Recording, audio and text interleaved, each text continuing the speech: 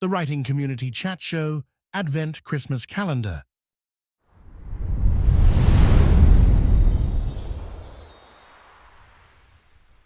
After we moved to France, that I thought, you know, because I told my agent at the time that I was moving to France, and he was like the kid in Sixth Sense. He was like, "Well, I see dead people. You know, your career's over as far as I'm concerned."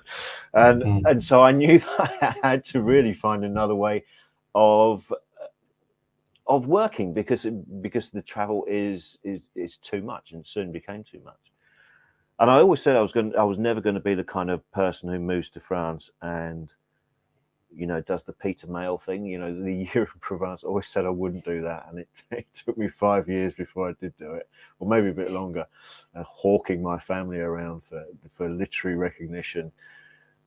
But there's a limit to that. There's a limit to, you know, you can't keep, you know, just selling your family literarily like that. So after a while, I thought, well, what do I want? What do I like? What do I want to write? What do I like reading?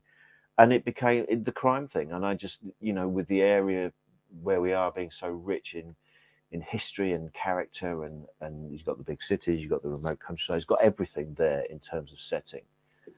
And also, I just was really interested and captivated by it, the French legal system and how it works, and it being so different to the UK system.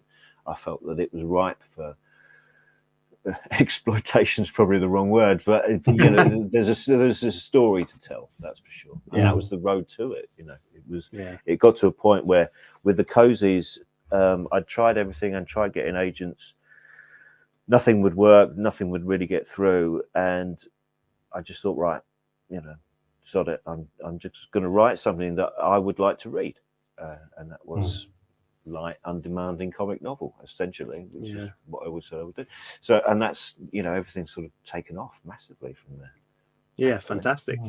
I mean, writing what you want to read is always a great starting point for a lot of people getting into that writing world. But I'm really interested when you said you kind of fell into stand-up comedy, because that, for me, as someone who would find that seriously intimidating, is quite a surprise to hear.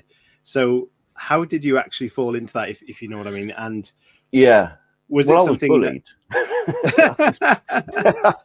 No, not that's slightly unfair. No, what happened was I went to a comedy show in London